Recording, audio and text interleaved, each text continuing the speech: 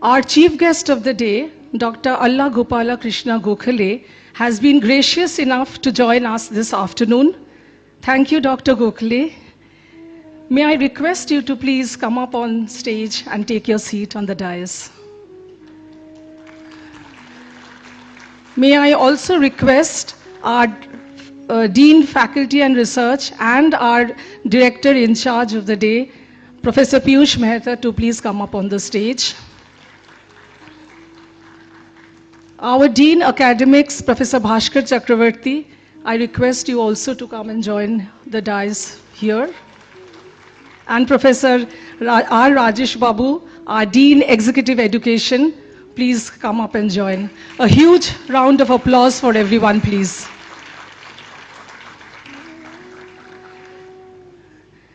This section of the event is also getting live streamed. The link is available on the website and also on the portal, alumni portal.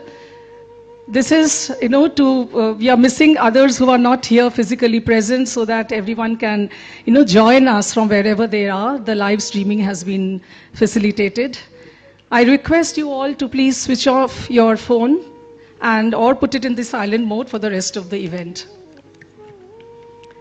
May I now request our Dean Executive Education, Professor Babu, to please deliver the welcome address. Professor Babu.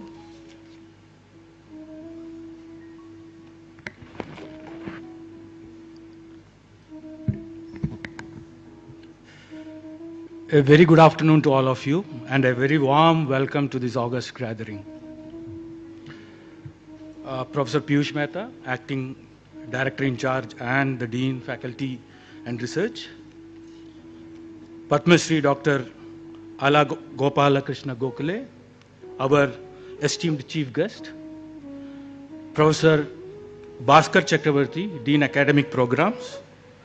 Representatives of our long duration program partners, Times Pro, Transplant, Emeritus, Imarticus, VC Now, and E-Square Academia. Esteemed faculty members, officers, and staff. Our distinguished, most important guests here, our distinguished Executive Education Alumni, ladies and gentlemen. On behalf of the Director in Charge and the entire IIM Calcutta community, it is an honor and a privilege to welcome you all to this August inaugural Executive Education Alumni Connect Event 2024. Allow me to start by thanking you for the overwhelming response that we have received for the Alumni Connect Event 2024. Your presence today reaffirms our lasting bond and the profound connection that we share, one that endures through time and experience.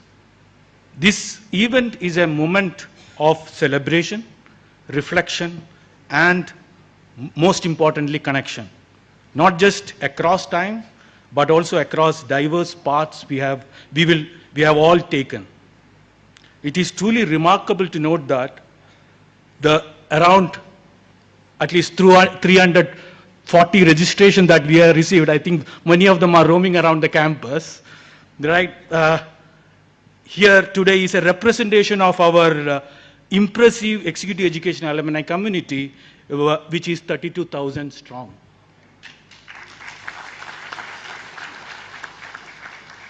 This event is not just about celebrating achievements, it's also a significant opportunity to reconnect with friends, faculty, and the institution that played a significant role in our journey. Let us embrace this opportunity to strengthen our bonds and empower each other moving forward. What's especially exciting about today is that this event is not just about looking back, but about looking forward. The idea of such network and gathering is to bring together people from all industries and backgrounds to improve not only their career, but the organizations and the community they serve. These relationships among faculty and students, within peer groups, and with alumni forms a vibrant community which empowers us to grow, innovate, and make meaningful impact on the world around us. Allow me also to take a few moments to kind of reflect on the executive education at IIM Calcutta. So IIM Calcutta has been a leader in executive education space, particularly in the area of technology-driven programs, leveraging on the expertise of our esteemed faculty members and the experienced industry professionals. Over the years, our portfolio of executive education has expanded significantly to meet the diverse needs of working professionals. During the last calendar year alone, we had around 7,000 plus participants enrolled in various short-term, long-term, and custom programs. To mention a few of the programs which kind of started off our particularly long duration journey, I must mention the senior management program, and I also noticed that so many of the registered participants here, majority cohort is from the senior management program. So the 24th batch is in the application we have invited.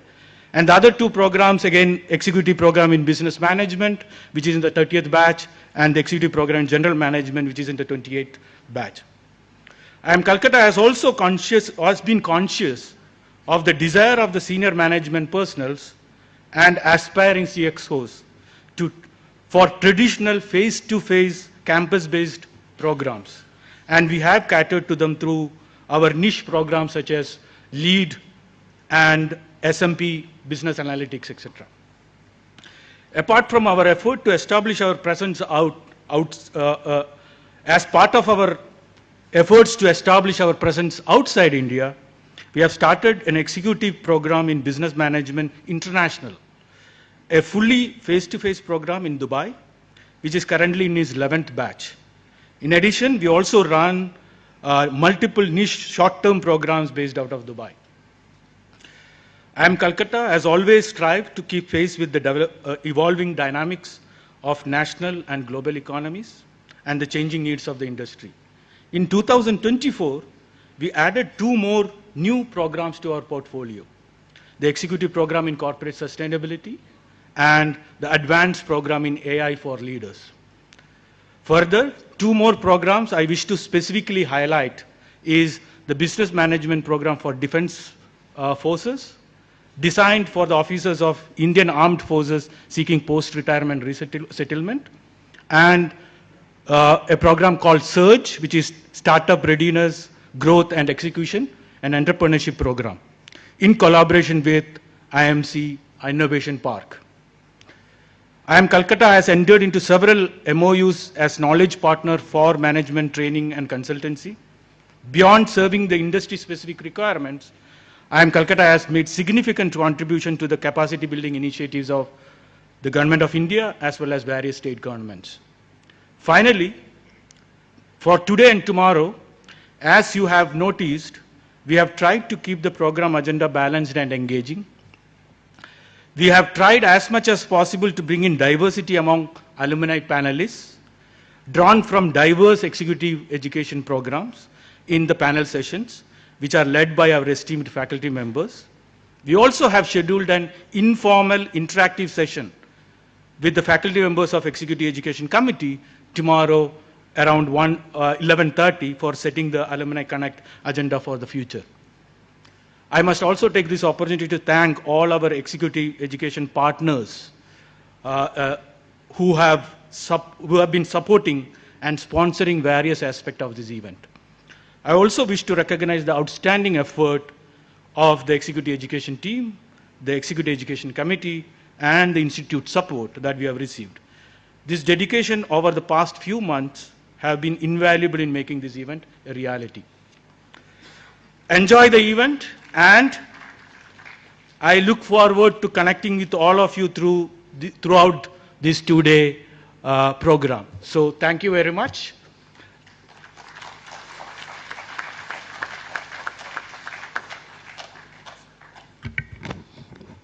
Thank you, Professor Babu. We are indeed proud to have walked this far with our long duration executive education programs, and we are looking forward to participate in all the new initiatives that are coming up. May I now request our Dean Faculty and Research and Director in Charge, Professor Piyush Mehta, to deliver the inaugural address.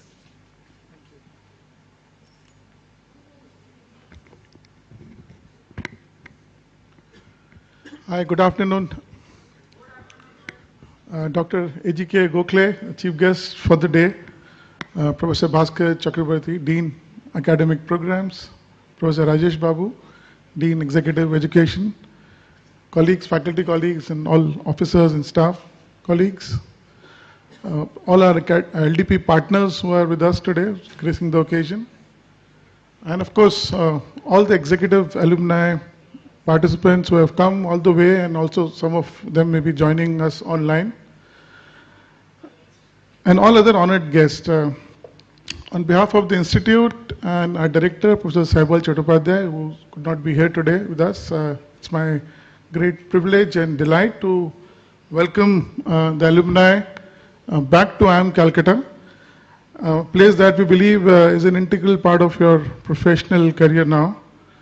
Of course, today we celebrate your association with IIM Calcutta, revisit old memories, create new ones, and also create some kind of exchange ideas and leverage how we can go from here. As Professor Babu mentioned, it's a very compelling 2 days agenda, and hopefully you will really make the best use of these 2 days.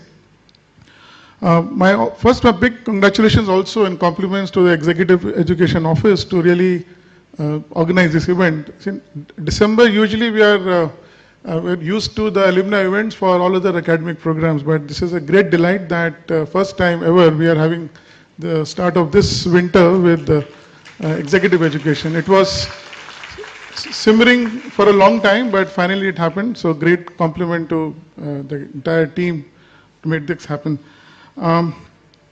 Also, thank you very much to all the participants to come here and take your time out. See, this is, in your entire journey, you had several choices to make, but of course you chose IIM Calcutta to be your partner in this, to elevate and accelerate your career goals and aspirations and so on. So we really thank you, and of course your organizations who were involved in this decision, and choosing IIM Calcutta as a preferred institute in your journey and making impact on your careers. See, over the years, we have been very creative in certainly the management aspects of the education in the landscape in the country, and we have made really very seminal contributions towards that end. As the first IIM in the country, it's also incumbent on us to really be ahead in these initiatives. And that is why one of our really success stories, as some numbers were highlighted by Professor Babu, we are really proud of the fact that we very proudly claim this statistic of 30,000 plus alumni, because this is really one of our really success stories. And I think, just imagine, it's an incredibly huge leadership pipeline that we have provided to the industry through you. As all of you would recognize that executive education has changed. The delivery models have changed. There's a lot of innovations in the last few years, especially due to technology disruptions and the scalability of the entire delivery models. But if you look back, the history of this institute, when we look back and we realize that we have been ahead of our times, because many of these models that are now established, and some of our partners who are co-pilots in this journey, would also validate that this is a huge, we were there pretty much ahead of the time, and that is why we have so much of endurance in this entire executive education landscape. And that earlier this week, if you were having a stroll here, you would find batch number 27 in some program and so on. So of course this is this kind of robustness of our executive education that we can now very proudly claim. So it's a classic, I think, validation of what we teach in our classrooms, discuss in our classrooms, business model innovation. Here is an example of how we have innovated and walked the talk in this space, executive education space. This, of course, is very contagious. IIM Calcutta is also a leader, and a lot of initiatives have been taken across other programs. You'll be happy to note that not just executive education, but we are first in many other activities as well. We are also the first IIM in the country to have full-time joint programs, full-time programs, along with the IITs and more recently with ISI. In other words, these kind of agility and responsiveness helps us to be ahead, also satisfy aspirations of all our stakeholders. But yes, to put it in perspective, one of our real moats have been the executive education. And thank you all for being a partner in that journey. Also, as we know, in the current global context, management education is at a crossroads and undergoing severe transformation. We are staring at complexities coming from either geopolitics or most of you now are looking at the transformational impact of AI and of course climate change and energy security and so on. So I think these complexities were always there, but what is different this time, unprecedented, is the scale and the speed in a globally connected world. So what that also reflects in our classroom discussions and hence these challenges have raised new questions, raised new debates and how we confront those challenges, how we bring to our curriculum, which is very dynamic. So our classrooms are very dynamic. And I'm sure that going forward, you would be part of this dynamism and to bring all these issues together. Our partners, of course, as we mentioned, that they have been the real enablers in this journey and co-created this value along with us. So thank you, all of you, also to be really an integral part of this delivery. So I'll stop here. I think enjoy your stay on the campus. For those of you, this is the best time to win Calcutta. For those who had your campus visits in summer, I think you can overcompensate now. This weather will allow you to do that. And to be on a lighter note, I think as we live in these complex times, stressful times actually, so you need the recipe for success is very simple. You need good education, so I think we got you covered there, hopefully. B, of course, is friends and colleagues network, which I think this room, with overwhelming presence of several of your colleagues, gives you a chance to connect across batches. And finally, as we grow, so we need good health also. So I thought we got that also covered today with Dr. Gokhale. So all roads eventually lead to the doctors, right, as we grow. So thank you very much, Dr. Gokhale, for taking time out and really looking forward to your address. Thank you so much, everyone. Thank you. Thank you, Professor Mehta. Your presence here is a huge encouragement for us. It is my honor today to introduce Dr. Alla Gopala Krishna Gokhale before I call upon him to deliver the keynote address. Dr. Alla Gopala Krishna Gokhale, who took his MBBS and MS from the Guntur Medical College and MCH from CMC Vellore, did fellowship in heart surgery and heart and lung transplantation for 4 years in Australia and the US. Dr. Gokhale had training on Da Vinci robotic-assisted cardiac surgery in South Korea. He did the Senior Management Program, SMP, from IIM Calcutta and Executive Healthcare Management from ISB Hyderabad.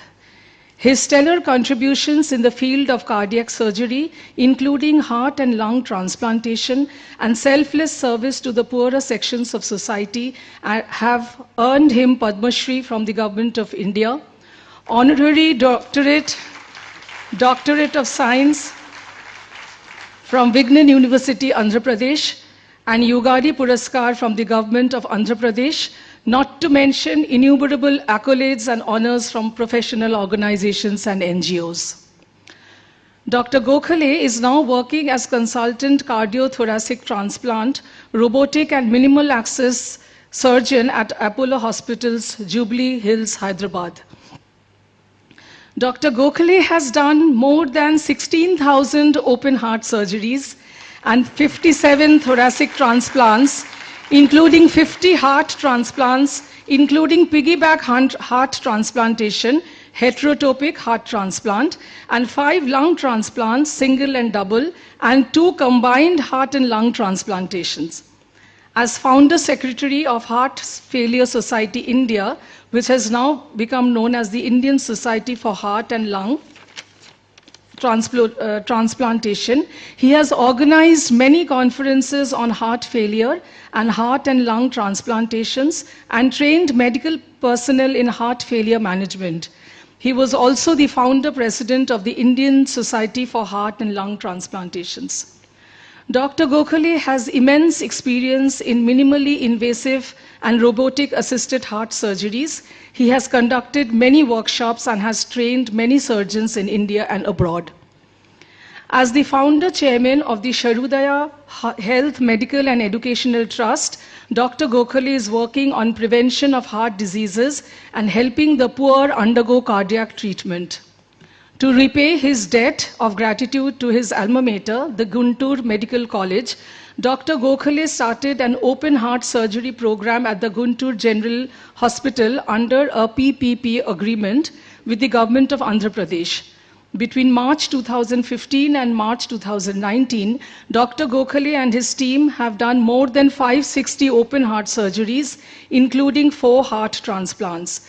The program has come as a boon to the poor in the new capital region of Amravati in Andhra Pradesh and has helped the faculty at the Guntur General Hospital to get trained in open heart surgeries and bypass surgeries. Now the Guntur General Hospital is doing open heart surgeries regularly. Through the Sharudaya Trust, Dr. Gokhale is also developing infrastructure in the ZPH school, Tamirisa, Krishna district, Andhra Pradesh, where he had done his schooling, like providing water, construction of classrooms and toilets, computers for students, higher education for eligible students, etc. During the COVID-19 times, Dr. Gokhale distributed face masks and gowns to medical personnel and BiPAP machines at Osmania General Hospital, Hyderabad, Gandhi General Hospital, Hyderabad, and Guntur Government Hospital, and to the police personnel at Hyderabad. Dr. Venkata Lakshmi Alla, Dr. Gokhale's wife, is a pediatrician and a neonatologist. They are blessed with 2 daughters who are not only doctors, but they are also national and international level tennis players. Dr. Gokhale believes in continuous learning and in becoming a better human being, comparing to oneself. He believes in contributing to the world to make the world better than when we came into this world. Over to you, Dr. Gokhale. We have lots to learn from you. May I request our Dean Executive to welcome Dr. Gokhale with the presentation of a flower bouquet.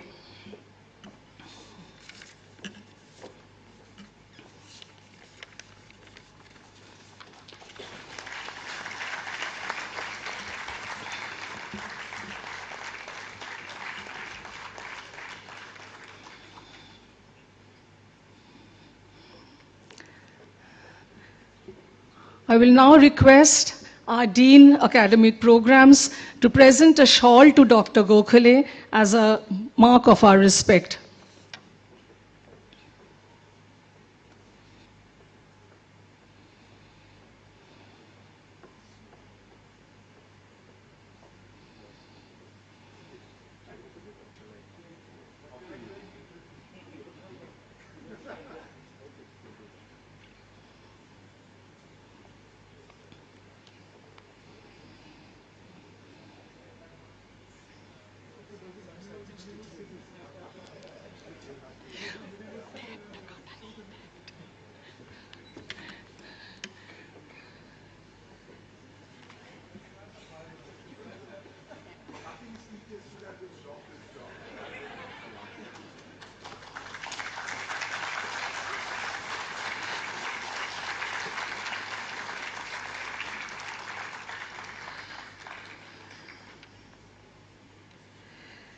Our director in charge will now present the memento as a token of our appreciation. Professor Miyush Mehta, please.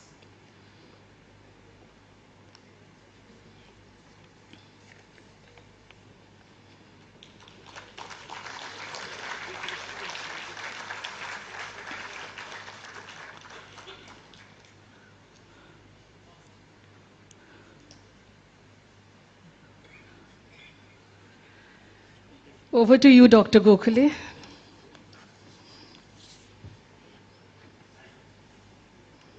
Respected Professor Rajesh Babu, Professor Bhaskar Chakravarti, Dr. Piyush Mehta, and the great faculty here, and the alumni who have been here as well as who have been following it online, and all the people who are here, a very good afternoon to all of you. Very good afternoon to all of you. That's better.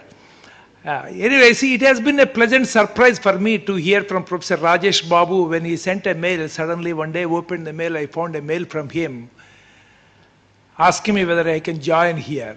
I mean, it's a great surprise because as I was telling him, you know, when you feel honored is when you are called to your village or a town or a school or the college where you studied and people recognize you and to be part of that. I mean, that is the greatest recognition for all of us. And thank you very much for that.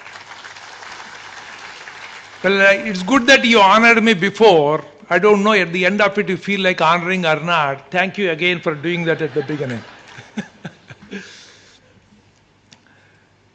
Now, you see, I have been a part of this IIM Calcutta. I was part of SMP 5, 2009 to 10 batch. Some of you may be wondering, you know, he is a doctor who got trained in cardiac surgery. Doctors are supposed to be busy in the hospital taking care of the patients. I mean, what way he is interested in learning something from senior management program, that too with the general people, not with the, like it's a medical management program is something different where I learn with my colleagues. But why is that? I will tell you later at the end of the talk.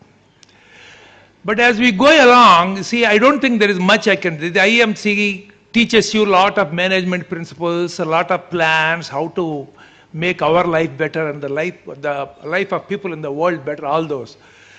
So I can never beat the faculty for sure, isn't it? We are the students, so we can never beat them. So now at least I will share some of the things that happened in my life as I went along and that shaped my life to the stage where I am. The first thing I really learned in my life was follow your passion. Many of us say that. For example, you see, I started from a village where there was no electricity till my 10th class. We used to walk for about 2 kilometers to go to the school. That is what happened to majority in my age period. You know, see, that is what happened. It's nothing different. So we went around and then we just went to the school, came back. We don't know what's happening in the world outside, no electricity, except for radio, there is no connection with the outside world. Those were the days, no television or anything. Then fortunately or unfortunately, I am the last in my family, I am the fourth in my family. My parents are from agricultural family, had 3 acres of land and their job was only just to do agriculture and make us better. You know, that is the greatest goal. Even today, when I question myself whether I have done better than my parents, there is a question mark. Probably I have done as much as my parents because every parent wants a child to be better than them. Stops there, buck stops there. So they did everything. My eldest brother became a doctor and my second brother became an engineer from that village where no one ever went outside the high school period. And my sister became a teacher. And what choice do I have? Absolutely no choice. I have to study. I know there is no way I can bunk. Whenever I bunk, my mother used to send a letter to my brother. He used to come with my sister-in-law and then talk to the teachers.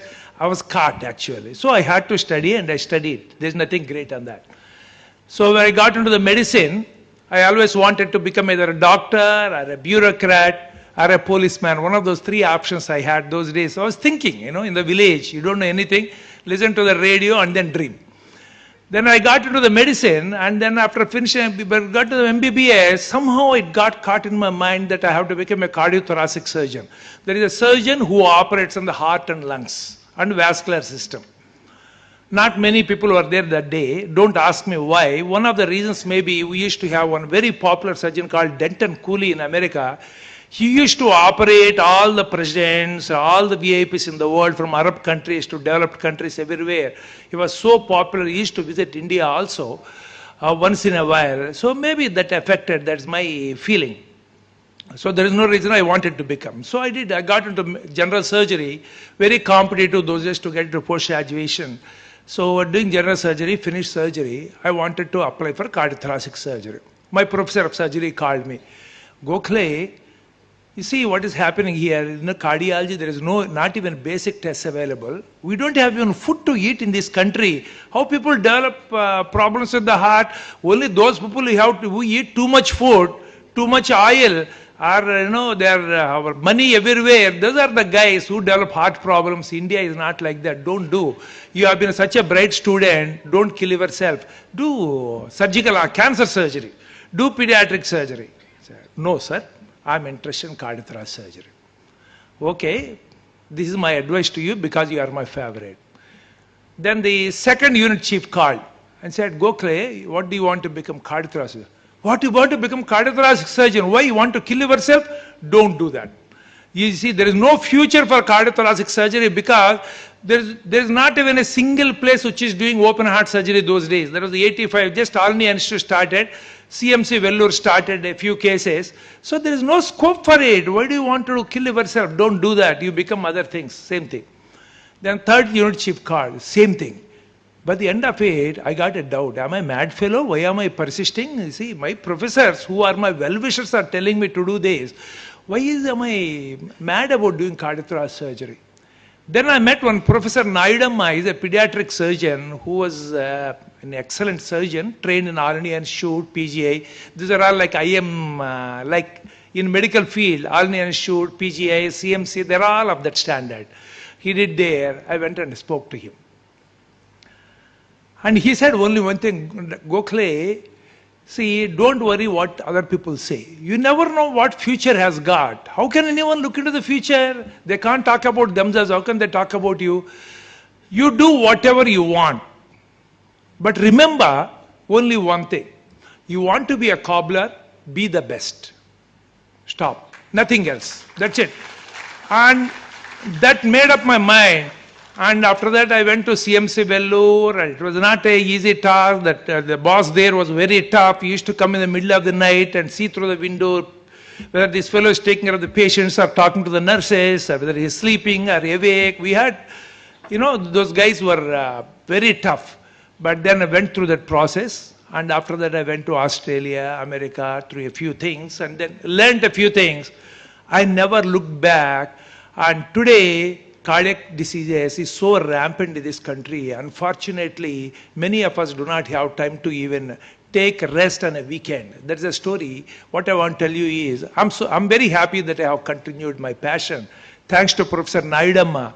So whatever we want to do in life, whether it is a small thing, big thing, attractive, unattractive, something attracts attention of public or not, just follow that course. And I think end of the day, that is what keeps us happy and stay alive. Is not the money. Every one of us will make enough money in life, and we can't eat money. We can only eat the same food, and we can't do more things. Sleep, eat, do the same things. Whether you have money or not, we'll all have enough money. That is what happened. And second thing I learned was, people used to say, you see, achieving things is not an ordinary man's task. You have to be either an influential person or a rich person to do things fast in life. Otherwise, lot of times you end up doing only a donkey's job. You will not be able to reach the top. That is what people to say. But as I believe what in our past president said, dream, dream, dream. I used to dream about becoming better and better and achieving things in life.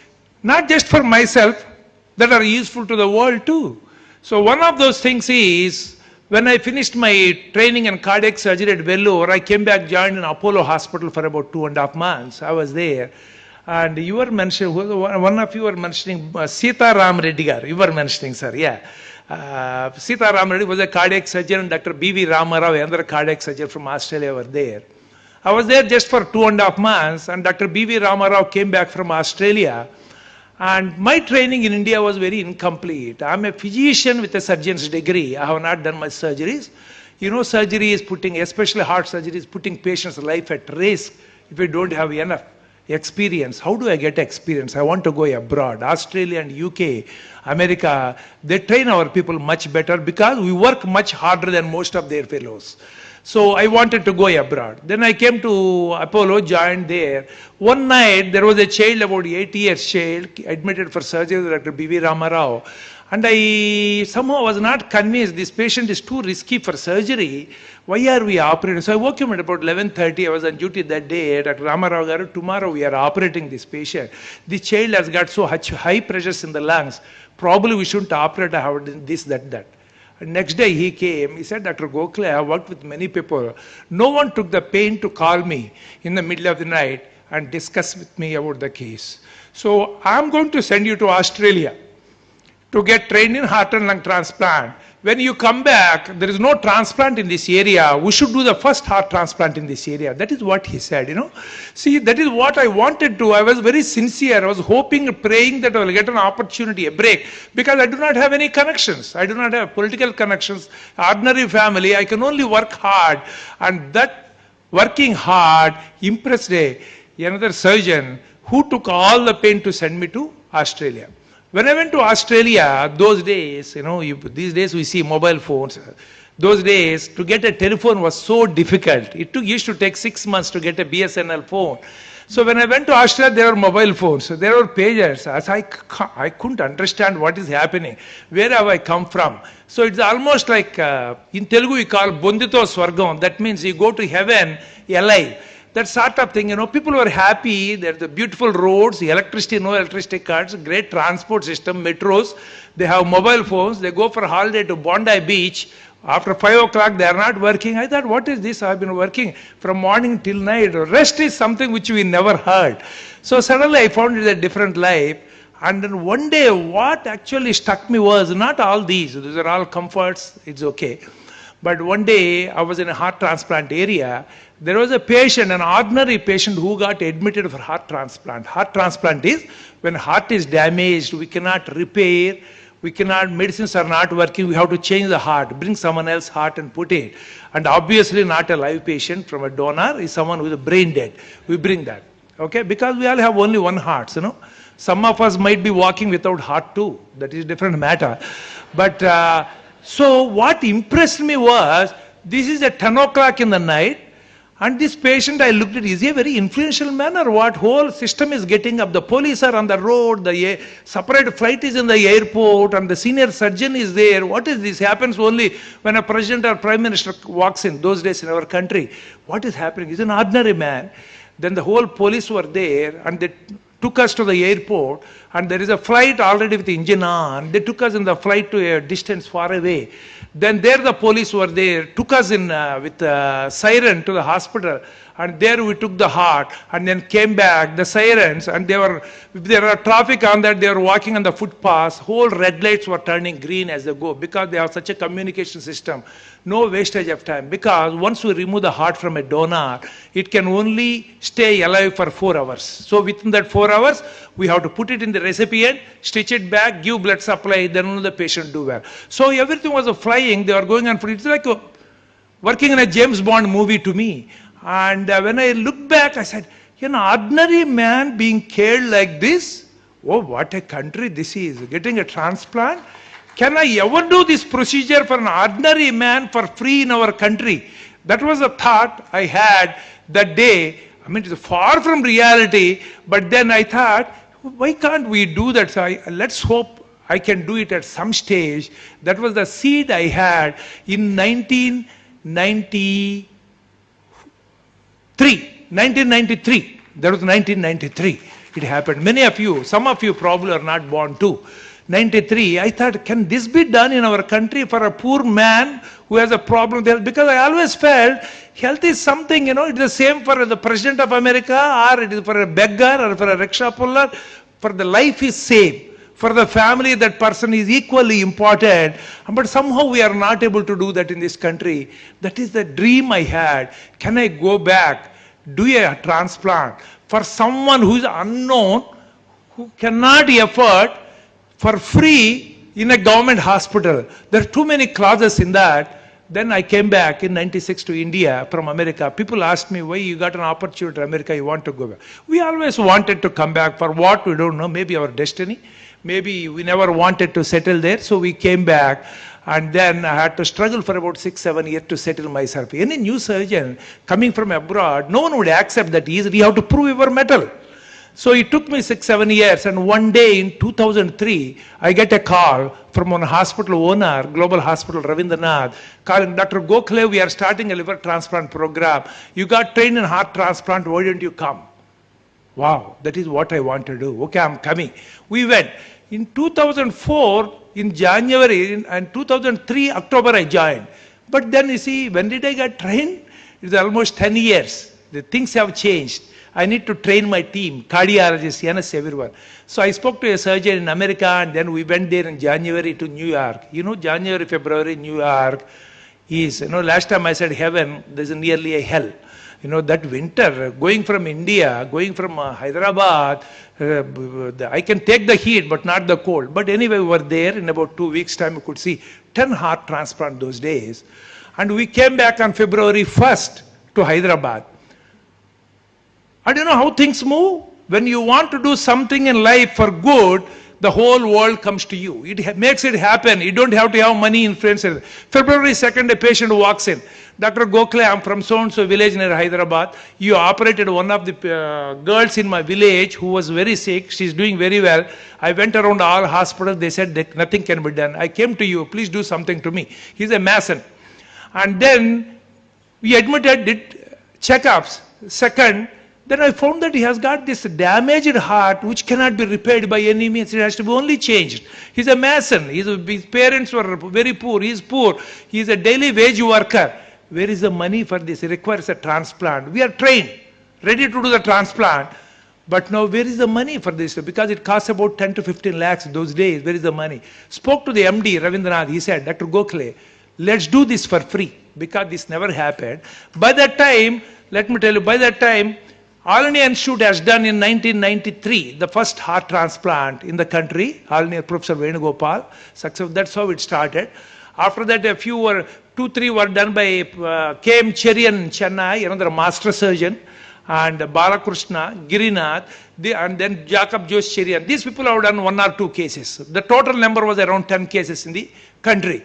And to do a transplant, the Ravindranath said, yes, okay, it's good, we'll do the transplant because it helps me also in bringing a brand. But then it's a double-edged sword.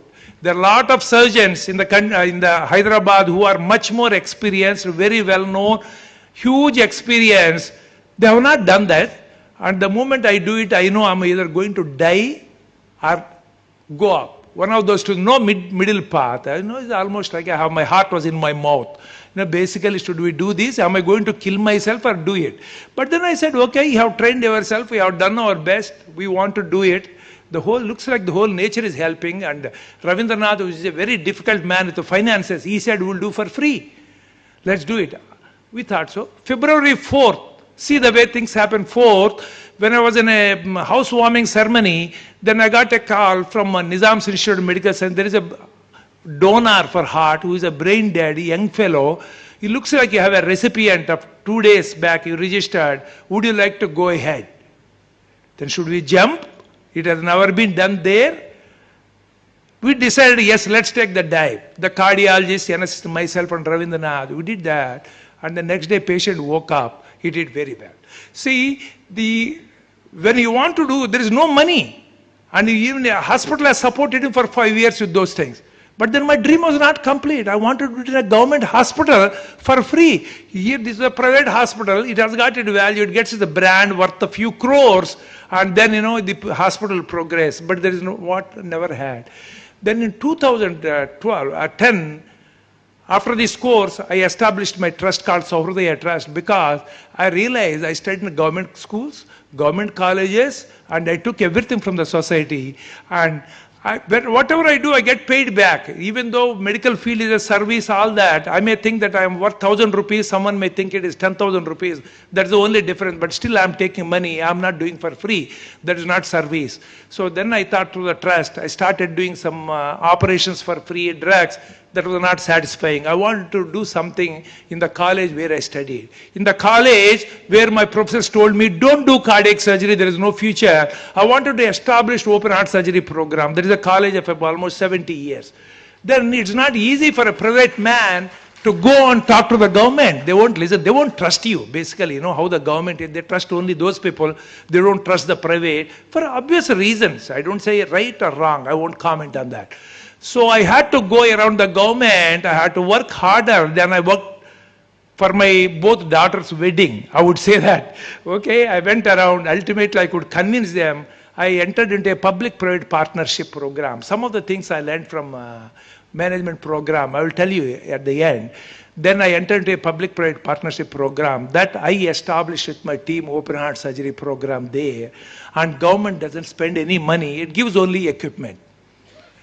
They signed, and then I went into that. Then I had 10 lakhs in my bank account for the trust, what me and my wife have contributed, want to do it. But then I realized suddenly I need to spend about 5.5 lakhs a month to keep the unit floating. Because they say, I cannot do all the things. I have to keep trained surgeons, anesthetists, all those, I can only supervise. Where is the money I can sustain for 2 months? But then I went around, believe me again, when I said I want to work in government hospital, I went and spoke to a few people, philanthropists, and then pharmacy people, all those people. Money literally started flowing in.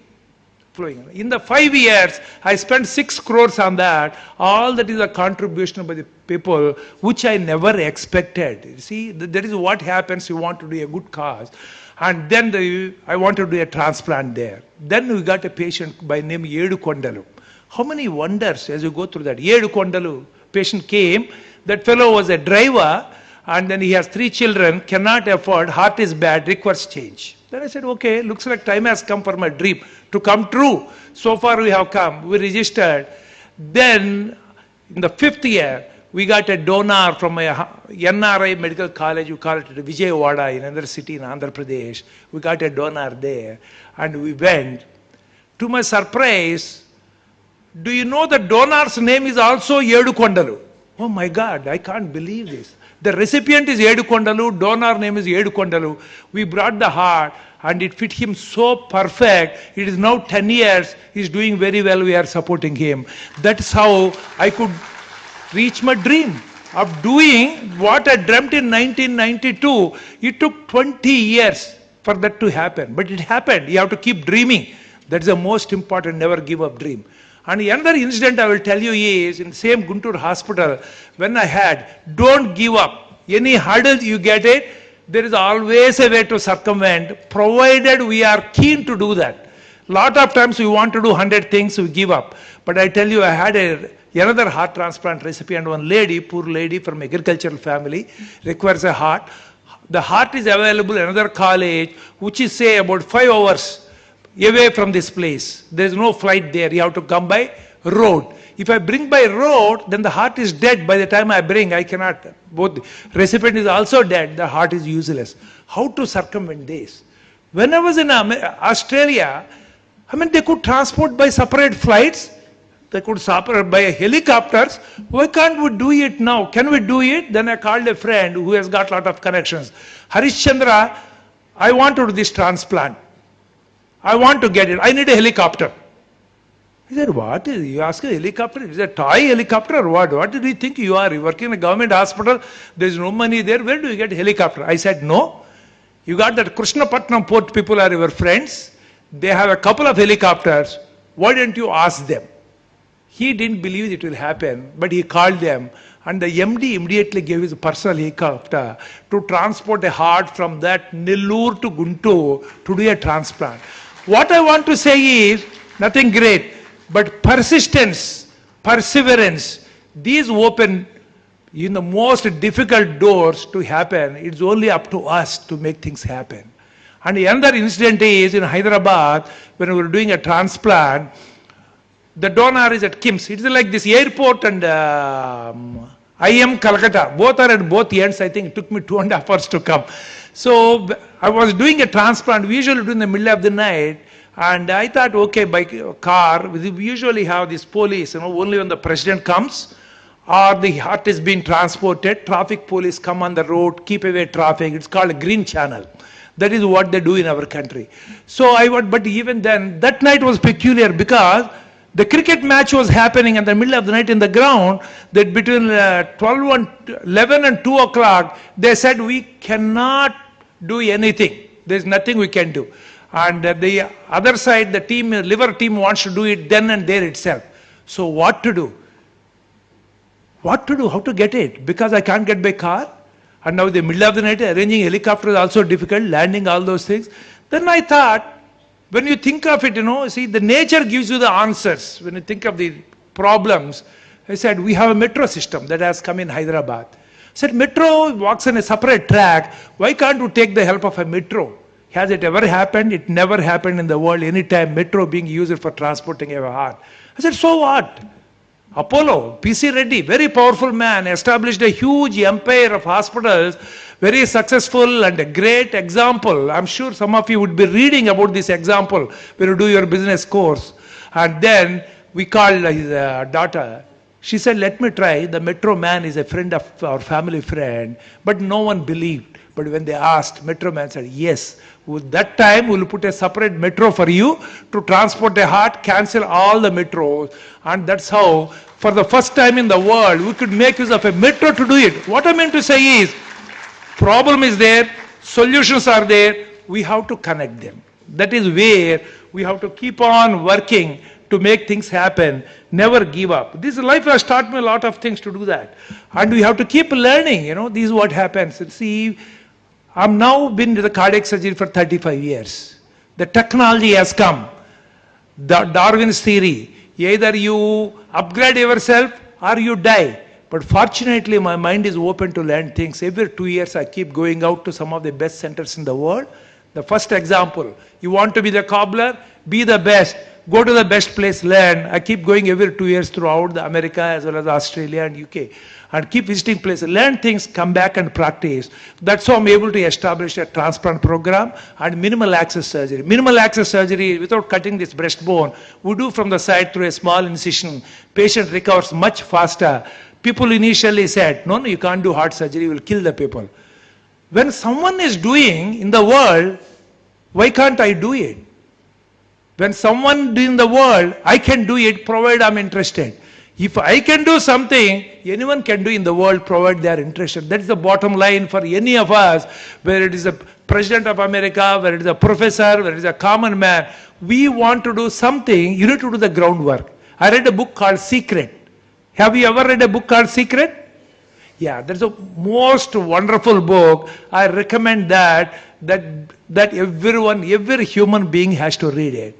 It says, ask what you want.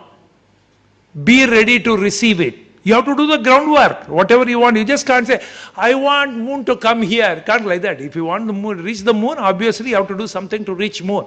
So do the groundwork. Be ready to receive. And don't think that when it comes, be ready to receive it. A lot of times, we think we don't deserve it. Some of the best things. All of us deserve best things in the life, best things in the world. Our family deserves, we deserve, our teachers deserve, all of us deserve. We are all same at the end of the day inside the core. So we have to keep learning. I keep learning. That is what keeps me floating. Even today, I get my patients because they come to me for separate thing. I can't compete with the younger generation. They can run faster. They can go to 100 places. They can talk to 1,000 doctors. That's how the referral practice comes. The networking comes. But here, you keep learning. There is a different way. This is how we do it. And now the question comes, why did I join IIMC Calcutta? Of these things. I tell you, see, I have been groomed only in a medical field. From 76 onwards, I have MBBS, MS, all those things. I find I have become good in one area, but very bad in many of the areas. Especially management principles. When I work, I have to have a team. Cardiac surgery is a team. I cannot. When I say I have done this, remember it's not I, it is we. When we say expression, we say that. I have a few surgeons, I have a anesthetists, I have physician assistants, I have the nurses. Anyone can kill the patient. But to keep them alive, I need all of them to be on their toes. So that's how the team is. So when I been going through this, managing people was very difficult, human resources, because all these highly skilled people especially, I'm sure most of you know that, see, the different cadres you can manage, but highly skilled in their own area, to keep under one umbrella is so difficult. And my finances was bad, knowledge of the finances was bad, except that I make some money, keep it in the bank, that's bad. We all know that that's bad, that is what most doctors do. And then, see, I wanted to learn about other things, how the other systems work. Like, see, how this Toyota could be so successful. We read about it in management course. How people can be successful in different ways. I find that we have been artificially groomed into one area. I'm lost contact with the public. I need to know how people think. Because sometimes I go into someone else's theater, neurosurgery theater, into that. Suddenly I find an instrument for which I've been looking for last 5 years. I don't walk in. Everyone is in their own cocoon. That's how we are all grooming today. So I wanted to learn a little more. I did not want to do health management. Again, when I want to learn, the first principle, you want to be the best, work with the best people. Looked around. I found IIMC Calcutta is the best. That's how I enrolled myself into the senior management program.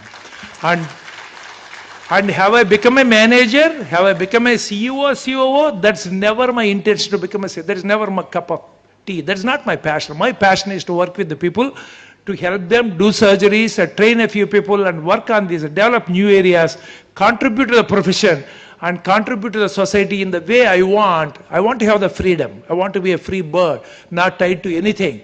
I don't want any boss breathing over my neck. Today I am like that. Either I work or I don't work, do what I want. So I wanted to learn those things. That is how I learned IIM Calcutta. I am immensely thankful to the faculty for what they taught. And for everything you can't pinpoint, these are the things. For example, I'll tell you branding, marketing. These are the things, you know, it may sound bad when a doctor says these things. But believe me, in any profession you want to come up, you have to do these things either visibly or subtly you have to do it. Otherwise, who would know that what I am doing, minimal access surgery, I can't put it in the newspaper, I can't put an ad like this, we have the best equipment, we can't do that. We have to do networking, all these things, you know. And some of the things I learned was, when you want to sell ourselves, this basically is selling ourselves, and you can't sell it like I have the best product like that. It has to be ethical background. You need to be helping the people. Our passion should mix with the needs of the public. That is where my passion, developing, becoming a good cardiac surgeon, doing a transplant program, minimal access surgeon, they need to percolate to the world to help the people. This is where it has helped me to do ethically, to present, identify myself. Today I have a distinction. If you take a few people in the country, there are few people who do minimal access surgery or transplants. I have my own distinction. People come looking for me because IIM taught me if you want to become red and blue, that is what we used to read those days. I can't point those things, there used to be a table, red and blue. But one of the points is, you need to have something different for people to choose you. You can't sell the same product. You start from here, go on a road which you love. At the end of that, for example, there is a X, it is a X, there is a Y. Town is there. You go on that road, you will reach only Y. And you want to reach a different location, you have to change the route. Same route will reach to the aim. So that is what happened. That is what it taught me. Today I have chosen a different path. We have to work hard and we have to get out of our circle of comfort. Lot of pain comes with it, but the end of the day, when we sit back, life comes only once. Do you all ever realize that life is only about 25,000 days? You would never look at days. We say 75 years into 365, approximately 25,000 days. And half of the, and let us say first 5,000, 6,000 days, we don't know what we are doing. What we are, we don't know. And remaining half of the time we are sleeping, or eating, or preparing something, chit-chatting. Very little time is left in life to do something, you know. I always believe that your life is worth. We have come to this world, such a beautiful world. We have been given such an opportunity to make ourselves grow, take care of our family and contribute to the society. If the world is same as when we came in, when we are leaving, then our life is not worth it. So I think we all have to work hard, not just for us at some stage. You remember those Maslow's hierarchy? You remember? Can someone say that? What are those? Self. But let us start at the bottom. Physiological, basic physiological needs. Next is safety and security. Then I think we need a professor to complete those. That is the, no, I don't know, is that guy, there are a lot of modifications have come. In a nutshell, I tell you, that is life. That is I'm going through. I love it every time I do that. My God, this guy, how he told these things. Because end of the day, when we look back that we have done something in this world, contribute to the profession, contribute to the world, I think that is what we remember. I don't remember what I ate for lunch. I know lunch was very nice here. I don't remember. Yesterday I was attending a dinner, a multi-crore dinner. I ate a lot of things. Actually, my tummy ache also has come. All that, I don't remember. Now I want to close this with one advice of all this, See, remember, we all want to do something. We all want to lead a life of value to this world. But remember, take care of your health. To do all this, we have to be healthy. No amount of money can build. You need to spend some time every day, at least 5 days a week, to take care of yourself. The principle for success are very few. The principle for health are very few. I will tell you the first and last. Whatever you do, we have to die at some stage. Something or other has to come. But still, we have to try to stay healthy. Eat less than what our tummy can take. Keep a little space in the tummy. Quantity of food is as important as quality of food. And regarding quality of food, vegetarian food, fruits, they are very good. Non-vegetarian, you love them, eat that, but reduce. In case you like animal food, animal like mutton, etc., cut down to less extent if possible. I won't tell you, I am never the type to stop eating this, stop eating that, cut down sweets, etc., because if you stop taking what you love, life is not worth it, right? So you take, but reduce it. Do some physical exercise. And as I told you, helping others has been shown scientifically can help just like exercise or as meditation. When we are going on the street, red traffic light, some beggar is there, torn sari, can't see, can't even walk. We give 5 rupees to 1 rupee, we give to them. We feel so happy. Do you know that? We feel happy. It's not that we have changed the life. We have helped a fellow human being. That produce what are called endorphins in the brain. The same endorphins are produced when you do a half an hour treadmill, half an hour gym, or you do a swimming, or you do a half an hour of meditation. The same hormones are produced. They reduce the blood pressure, they reduce the cholesterol, they reduce the heart rate, they make us live longer. So while taking care of things like watching our food, doing exercise, avoid smoking, alcohol, frequent checkups, helping others is equally important. That is our social responsibility. That's why I feel our education system is lacking. In our educational system, from class 1, they should teach some management principles, some social responsibility. They have to tell that. You see, we are responsible to the society. Our house is clean, the road is dirty. Who is responsible? Not the government, it is we. And taking care of health, these are the some of things that should be taught to every child, so that when they grow up, it is there in the genes, then only the world will change. Adults, we change a little bit, but it's only the children who are the future who have to change. Please do your part. I thank again all the faculty and the organizing committee for choosing me to be here, for your patient hearing, and I love this day because I'm back to this place of IIM Calcutta. The first thing I did was take a photo in front of our this place. That is where when I came with my SMP 5 batch, we had a photo, we still have that. And good luck, all the very best to everyone. Thank you.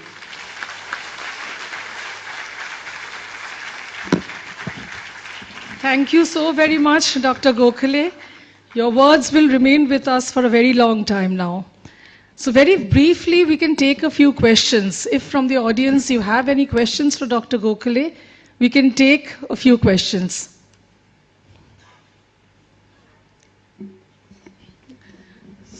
Can someone please hand over the mic there?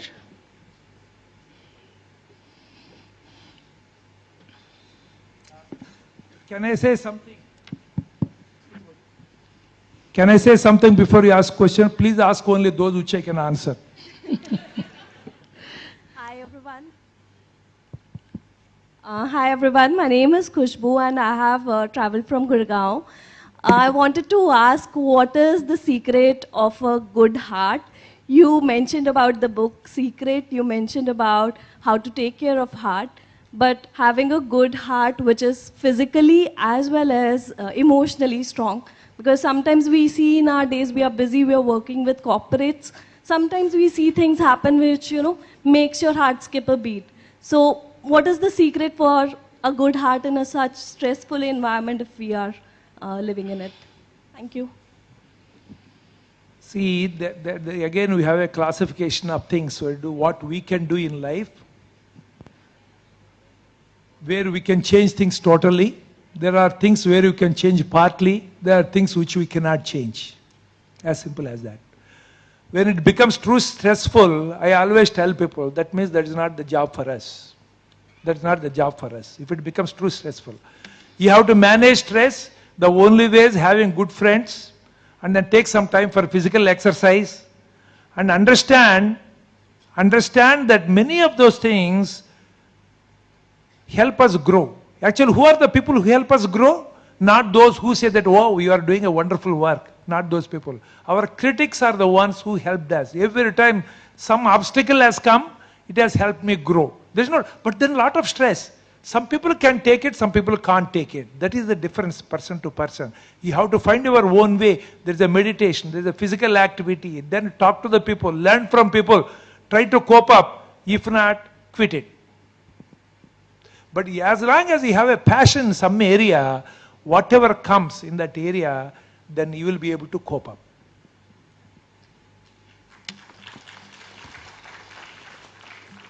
Doctor,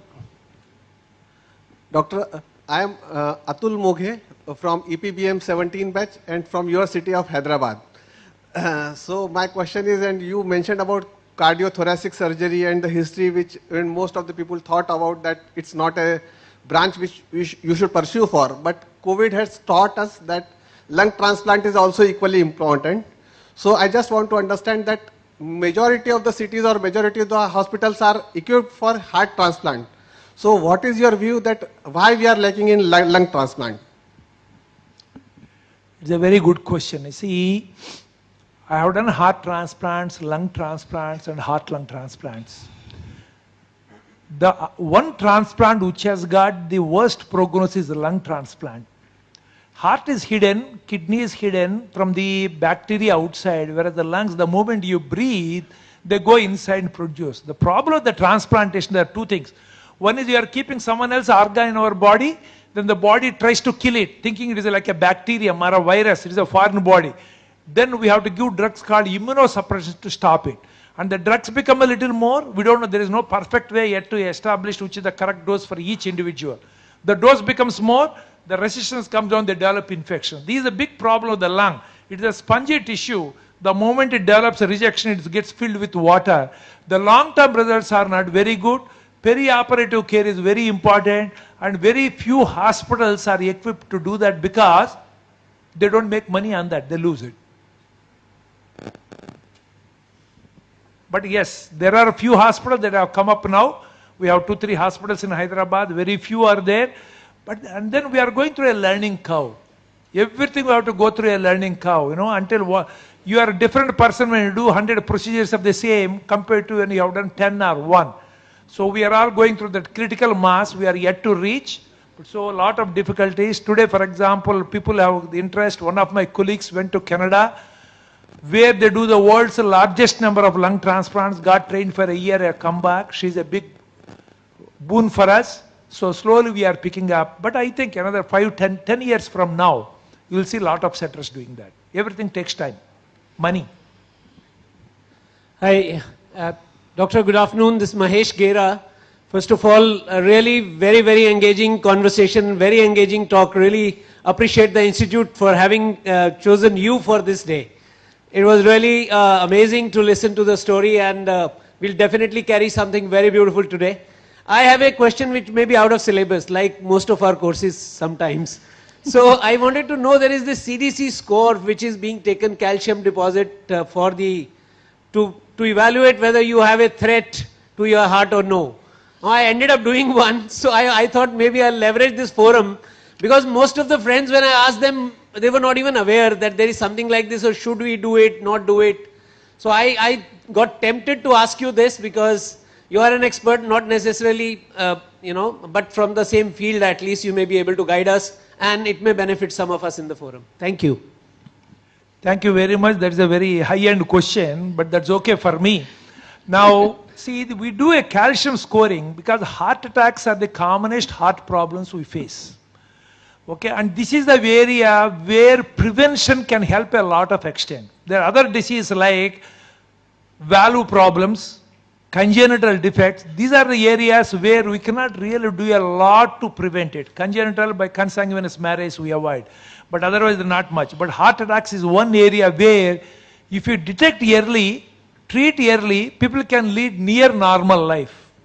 Otherwise, in our country today, a lot of people age of 35 to 50 years are developing heart attacks, especially as what she said, too much stress, they cannot take it, it burns the heart, the pressure goes up, cholesterol goes up, and suddenly one of those deposits rupture within the blood vessel, clot forms, major heart attack, either they die, heart becomes weak, they end up in transplant, or they die early. These are the things that is happening. Actually, it's a tragedy.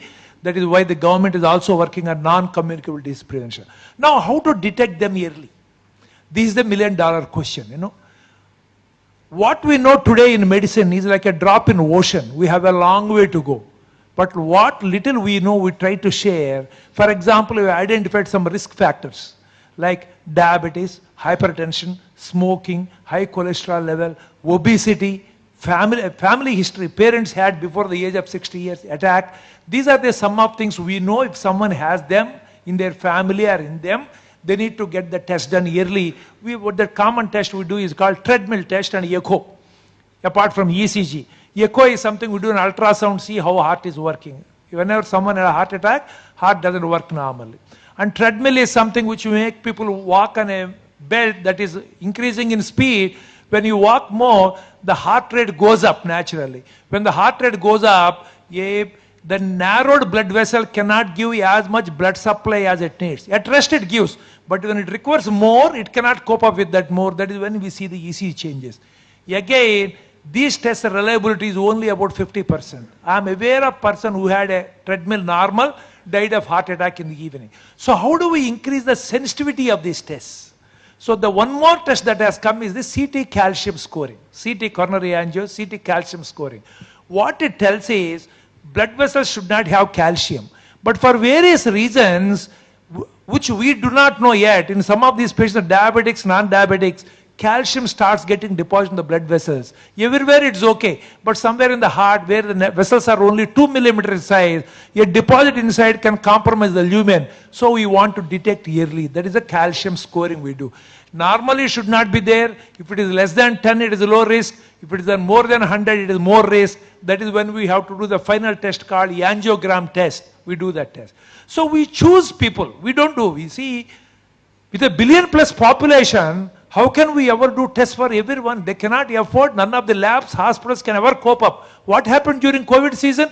Even countries like America, Britain, Europe, they struggled giving beds to the people. People were on the floor. They were dying like flies on the roads. Similarly, we cannot. So that's why we identify people who require these tests. Someone who has those risk factors, family history, and then under a lot of stress, or someone who is more than 30 years of age, we tell them you go through this test. Then we find something abnormal, or they have a strong family history, we think this guy is likely to have, then you go through the calcium scoring. Then you go through the CT coronary angio. Then you go through the angiogram. We do that because otherwise we cannot do these tests everyone. So if it is 0 is normal, more than 10, you have to take some medications, more than 100, someone need to undergo further tests to see if there is some other serious block that we are missing. With that, we'll close the question answer session for now. If you have more questions, maybe later on outside, if you can meet Dr. Gokhale, we can, you continue over there. May I now request our Dean Academic Programs, Professor Chakravarti, to propose the vote of thanks.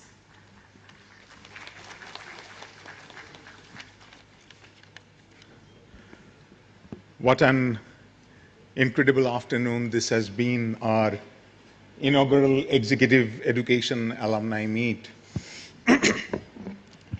I stand here with immense gratitude, a deep sense of pride, and if I am a little bit honest, also a tiny bit of stage fright. After all, attending a room brimming with accomplished leaders, brilliant innovators, and a world-renowned cardiothoracic surgeon, well, that's enough to make anyone's heartbeat just a little faster. Let us begin by expressing our deepest gratitude to our chief guest, Dr. Alla Gopala Krishna Gokhale. Your presence here is both a privilege and a masterclass in what it means to push boundaries. As a pioneering cardiothoracic surgeon, you have performed extraordinary feats in medicine, and as an alumnus of our SMP long duration program, you have shown us that the pursuit of excellence never truly stops.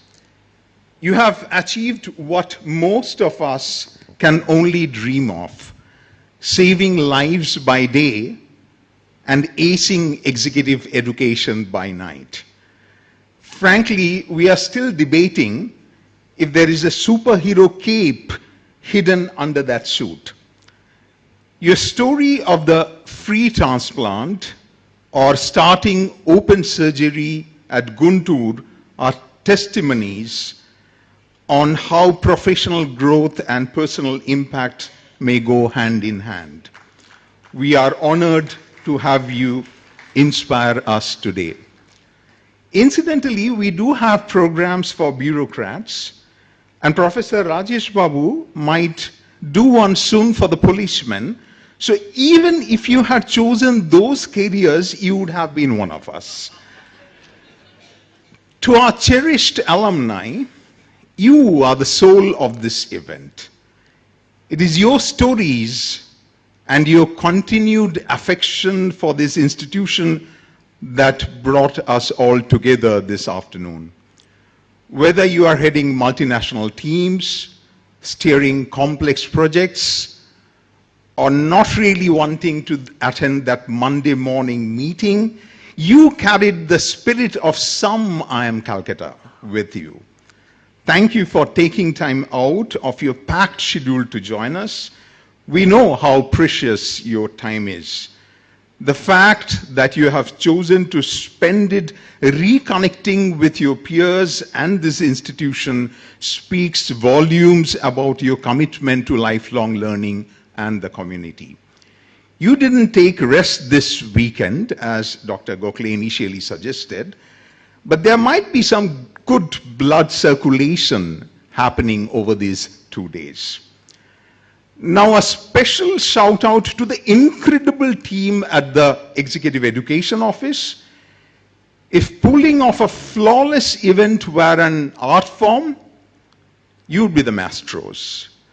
From planning every detail to making sure that every guest felt welcome, we just saw, how our staff were thrilled to see our alumni at the registration desks. You have gone above and beyond.